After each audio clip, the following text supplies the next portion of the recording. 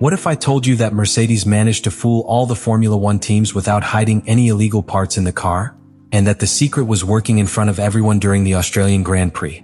Because after the race in Melbourne, several engineers started reviewing the telemetry data, and what they found was completely baffling. George Russell's Mercedes continued to accelerate with electric power in areas where, according to the logic of the hybrid system, it should have already run out of power. While other cars began to recover battery power, the Mercedes continued pushing as if it had a secret reserve.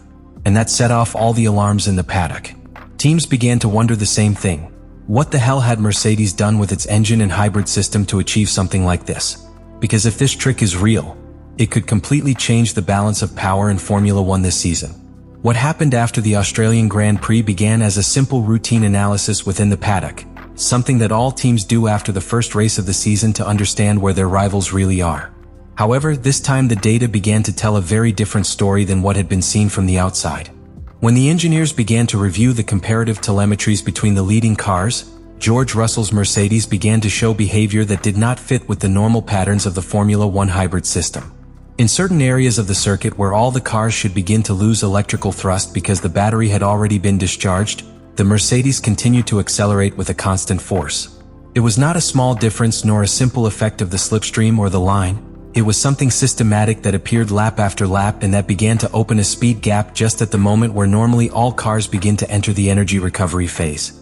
To understand why this surprised rival teams so much, you have to remember how the hybrid power unit actually works in Formula One. The cars use electrical systems that recover energy during braking and then release it under acceleration using the MGUK. This system has a limited amount of energy that can be deployed each turn, so engineers must carefully decide where to use that extra electrical boost. Typically, most of the power is used at the beginning of the main straights to maximize acceleration, which means that by the second half of those straights the system has already consumed much of the battery. At that point cars usually begin to recover energy instead of delivering it. But the Mercedes data showed something completely different. Russell's car was still putting out power at the end of the straights, right where the others were already in recovery mode. When analysts began overlaying the telemetries, the difference became even more apparent.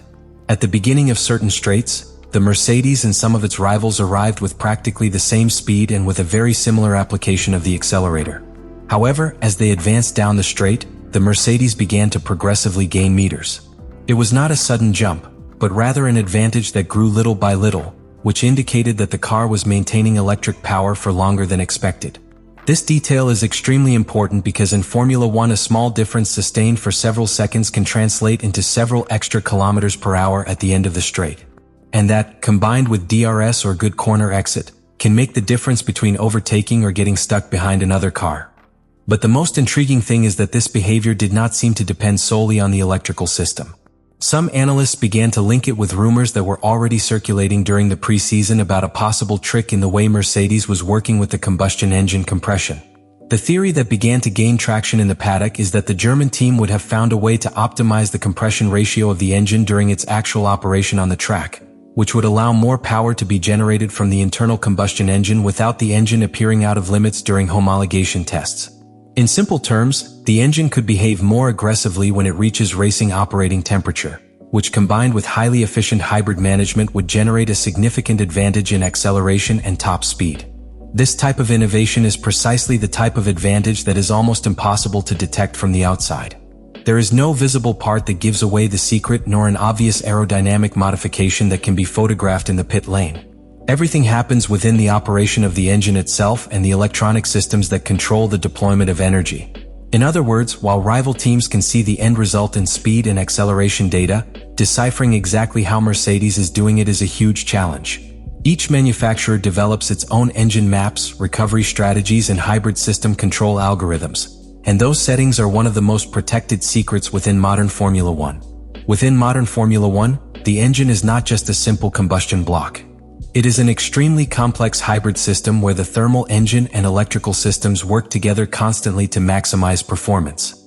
This means that any small improvement in the efficiency of the internal combustion engine can multiply its effect when combined with smarter management of electrical energy. Precisely for this reason, many analysts began to point out the possible trick in engine compression as one of the keys to Mercedes' performance. According to technical rumors already circulating since the preseason, the team would have developed a way to maintain a higher effective compression ratio during actual engine operation on the track, even if the cold measurements used for homologation comply perfectly with the rules. This detail may seem purely technical, but its implications on the track are enormous. A higher compression ratio allows the engine to extract more energy from each explosion within the cylinders. In simple terms, it means more power and better thermal efficiency. Some analysts estimated that this difference could represent a significant advantage in certain racing conditions, especially on circuits where acceleration and straight-line speed are decisive factors. When this potential engine advantage is combined with more efficient hybrid management, the result is a car capable of maintaining a constant level of thrust for longer than its rivals. And that's exactly what the Melbourne data seemed to show. The way this advantage manifested itself on the track was particularly interesting. Instead of showing a brutal increase in speed at a single point on the circuit, the Mercedes seemed to progressively gain time in several sectors. This is important because in Formula One the most difficult advantages to detect are precisely those that are distributed throughout the entire lap. A car that gains a tenth in a single corner is easy to analyze, but a car that gains small fractions of time on multiple straights and acceleration zones can hide its advantage much more effectively. That was exactly what rival teams began to worry about when they reviewed the top speed and acceleration data sector by sector. Furthermore, the behavior of the Mercedes indicated that the team was recovering energy in different places on the circuit compared to other teams. In today's Formula One, engineers design extremely detailed maps that determine when the hybrid system should recover energy and when it should release it. If Mercedes managed to optimize these recovery points to take better advantage of certain braking or areas of the circuit, it could be accumulating energy more efficiently without it being evident to the naked eye. This would explain why Russell's car seemed to still have electrical power available when other cars had already depleted their battery. This type of advantage is precisely the type of innovation that worries rival teams the most, because it is not simply a matter of copying a part or modifying a wing.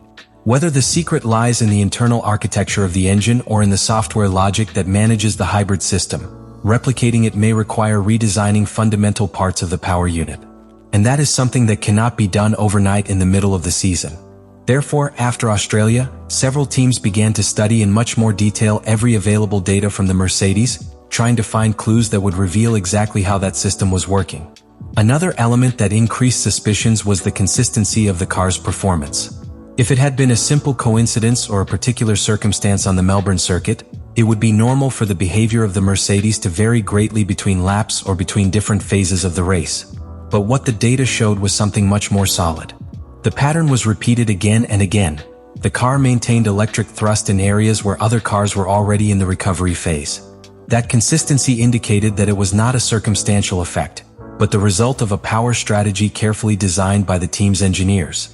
And it is precisely at this point where the story becomes even more interesting. Because if Mercedes has really found a way to exploit the regulation in the area of engine and hybrid power, it could have opened up a technical advantage that is not easy to neutralize in the short term. In the history of Formula One, many of the most decisive innovations have been precisely those that rivals are slow to understand. From blown diffusers to revolutionary suspension systems, great technological leaps often arise from ingenious interpretations of the rules. And now, after the Australian Grand Prix, many within the paddock are beginning to wonder if Mercedes has done exactly that again. Because if Mercedes has really found a way to maintain electric thrust for longer than its rivals, the impact on the track could be enormous. On circuits where long straights and acceleration zones are decisive, that advantage can translate into tenths of a second per lap. And in modern Formula One, where the differences between the leading teams are usually minimal, a few tenths can make the difference between fighting for victory or getting stuck in the fight for the podium. This is why teams are watching the Mercedes performance so closely after Australia. But there is another even more interesting factor in this whole story. If Mercedes' secret is really related to the interaction between the heat engine and the hybrid system, then it could be a structural advantage of the engine design. That would mean it's not something that can be easily neutralized with simple setup adjustments over a race weekend. In that case, the rest of the manufacturers would have to initiate specific development programs to try to match that energy efficiency, which could take much of the season to materialize. And in the meantime, Mercedes could use that advantage to rack up solid results in the first few races of the championship.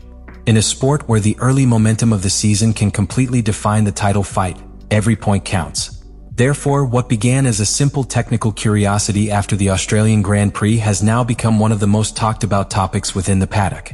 Engineers, analysts, and rival teams are still trying to figure out exactly what is happening inside George Russell's car. Because if they can understand it, then the real battle to try to stop it will begin. Let me know in the comments what you think about all this.